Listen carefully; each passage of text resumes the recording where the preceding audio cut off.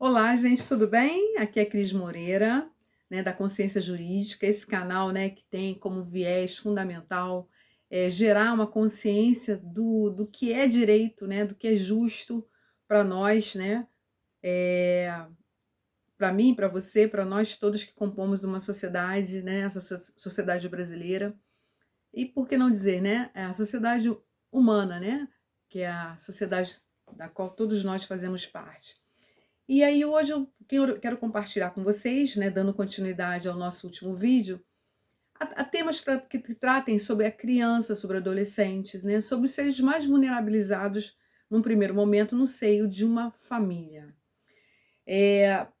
Família é um tema muito importante para o direito, porque dentre, digamos assim, os vários temas que a ciência jurídica, né, abarca, a família é, para o direito civil, né, para o direito privado, o tema talvez mais sagrado.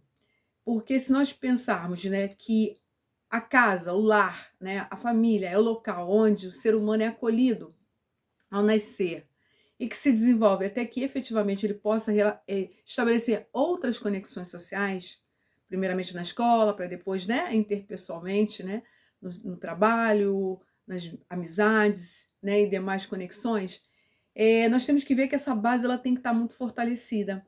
E por isso nós tratamos, né, no último vídeo da questão do papel importante da mãe, da mulher, nessa casa, nessa família, né, nessa criação desse ser, né, da educação desse ser que se pretende forte, se pretende apto a efetivamente interagir em sociedade, né? E não um ser conflituoso, um ser que infelizmente hoje, né, a causa das nossas elevadas estatísticas criminais ou sociocomportamentais, né, distorcidas de todos os gêneros, né?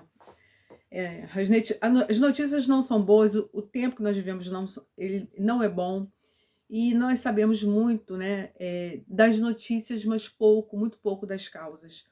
E a consciência jurídica, né, que eu tenho buscado desenvolver para mim, eu gostaria de poder compartilhar, né, com vocês no canal, nesse canal, que é o canal Consciência Jurídica, que pretende pensar o direito não só como uma ciência que tem penas, tem medidas coercitivas, medidas condenatórias para coibir o mal, mas principalmente pensar nas causas que geram esse mal. Acho que se nós anteciparmos um pouco, né, a nossa percepção, a gente sai na frente. Em que sentido? De que adianta pensar só na reprimenda, em reprimir o mal depois dele acontecido? Eu creio que o pensamento mais eficaz, mais produtivo, né, para que haja uma evolução social, seja primeiro pensar nas causas, ou seja, por que é que a família hoje está disfuncional? Por que é que a família hoje não tem atendido bem a essa criança, a esse adolescente? Quais são as causas que têm gerado, né, a má educação ou a educação desleixada, incipiente, ou a educação que não vai deixar efetivamente as marcas necessárias de um caráter, né, de uma, digamos assim, de uma defesa necessária que essa criança, que esse adolescente precisem ter para que possam se desenvolver de maneira fortalecida, né, no seio social e não se tornarem um problema para si mesmos e para a sociedade que os cerca. No último vídeo nós falamos sobre o papel, a importância do papel da mulher, né, da mãe, daquela que gera, ou daquela que cuida, ou da responsável, enfim, ou do responsável que faz o papel da mãe e de pai. E hoje eu gostaria de falar um pouco da figura paterna, e gostaria de falar, ao final, de ambos em conjunto, ou daquelas pessoas que, como responsáveis, desempenham esse papel. Hoje é dia 27 27 de agosto de 2023. Agosto é o mês dos pais, e eu aqui presto, né, a minha singela homenagem à figura paterna. Na noção de criação, né, idealizada por Deus, sem o pai, sem a figura do homem, não haveríamos como falar na procriação da nossa espécie, ou seja, do ser humano. Então, homem e mulher têm igualmente, né, papéis relevantes, fundamentais, imprescindíveis para, digamos, para que nós, né, nos conservemos nesta terra, né? Para que nós continuemos a nos reproduzir. E aí, quando nós pensamos, primeiramente, nessa noção reprodutiva, já há um mérito natural nisso, mas a função de pai, ela é muito mais relevante do que isso. Esse é o primeiro passo de uma noção de relevância enorme, mas a gente está falando de educação, a gente está falando das causas que hoje, nesse tempo, tem gerado N conflitos. E aí a gente vê o quanto, né, percebe o quanto, ainda no âmbito das causas, a figura paterna é importante para a educação de uma criança. A figura do limite, a figura do amor, né, digamos, desempenhado de uma maneira forte, de uma maneira, ao mesmo tempo, respeitosa e também, né, com conhecimento, com exemplo, com, digamos assim, um fortalecimento daquele caráter que está em formação, que é o da criança, né? Que muitas vezes se espelha na figura do pai e da mãe, claro, como exemplos, mas que ainda assim tem as suas próprias inerências e dificuldades, porque cada ser é um ser individualmente considerado. Mas quando nós percebemos que há uma estrutura familiar que efetivamente se debruce diante das necessidades de uma criança que, ao crescer, né, se tornará uma adolescente com outras necessidades, com outros graus de exigências para a sua fase, né? Nós vemos que são crianças que normalmente tendem a ter uma estrutura psíquica mais fortalecida.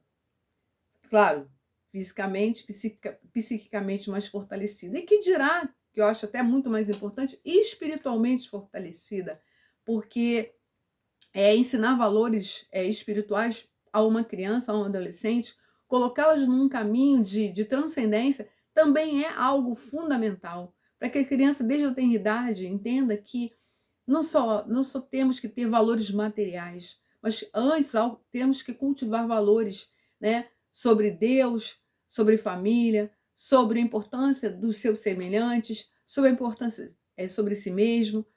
E, nesse caso, quando a família tem uma estrutura, mínima que seja, ainda que não tão, digamos assim, robusta sob o prisma material, mas quando há um equilíbrio entre o homem e a mulher, ou entre os pais, quem quer que eles sejam, né, ou as mães, ou responsáveis, o fato é que essa criança ela tende a ganhar.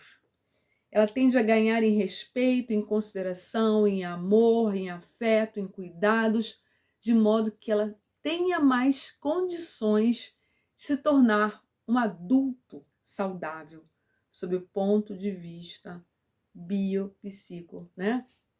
Espiritual. Então, a grande preocupação hoje do nosso canal Consciência Jurídica é de suscitar, né, nas mentes, né, nos nossos semelhantes que conosco refletem o direito, né, mas também para os leigos, né, sobre a importância de nós nos debruçarmos sobre as nossas crianças como seres vulneráveis, seres em desenvolvimento e que precisam realmente contar com pais, com mães fortalecidos. Essas pessoas têm que ser fortes, mas principalmente fortes na compreensão do papel que lhes cabe. E aí eu volto agora a minha fala para os pais. Eu agradeço, pai, a você, né, que contribuiu para o nascimento da sua criança, mas eu espero que você possa ir além, não é? E entenda que quando o direito fala, né, no direito que a criança tem de ser alimentada, que esse direito ele se amplie para uma noção de que ela tenha esse direito respeitado de receber alimentos de todas as ordens da sua parte, da sua e da mãe também, claro, né, de ambos. Mas assim, quando eu falo de alimentos, por que eu falo, né, dessa noção de alimentos no direito de família?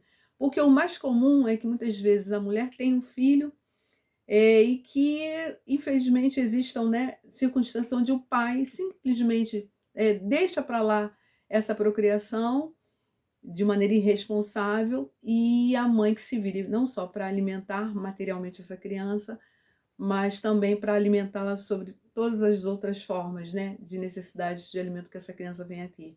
E aí acaba-se né, gerando uma equação muito injusta, né? Essa criança ela acaba carente de muitos alimentos, muitas espécies de outros alimentos. E aí, quando a gente pensa nisso, esse assunto se aprofunda tanto, ele pode ganhar né, um viés tão mais, até cruel, né, de análise, né? Porque quando a gente pensa em dignidade da pessoa humana como direito, um dos braços do direito, né, um dos princípios dos direitos humanos, com muito mais razão nós entendemos esse direito da criança ser alimentada, desse adolescente continuar sendo alimentado porque ainda está no lar paterno, materno. E quando esses alimentos, né, de ordem biopsicossocial faltam a essa criança, meu Deus, que grave, né, falha, que grave afronta aos direitos humanos, não é? Então, eu não estou só falando de um mero descumprimento de um dever de alimentar materialmente, é algo muito mais danoso.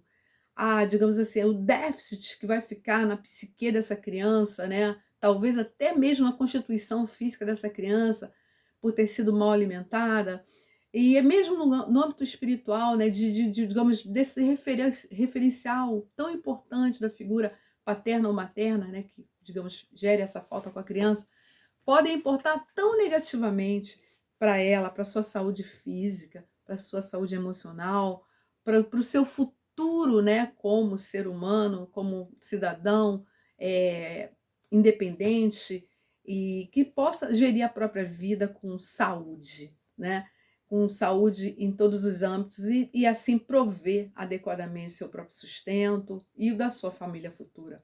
Então, nós vemos que esses temas todos estão conectados, e isso porque nós nos reportamos às causas, né, com as quais o direito deve se preocupar, né? As causas geradoras dos conflitos sociais que vão desembocar lá na frente, né, nas reprimendas tratadas pela lei, mas que normalmente ou muitas vezes são inócuas. De que adianta, né, haver, digamos, uma determinação de prisão contra um pai que deixa de alimentar um filho, se danos de índole fundamental, de extrema gravidade para essa criança, jamais serão, digamos assim, sanadas ou compensadas com essa prisão. Quando muito, esse ser incoerente vai ficar amargando alguns meses na cadeia. Mas para uma pessoa que é capaz de gerar esse tipo de descumprimento a direito humano tão sagrado, o que são alguns dias na cadeia?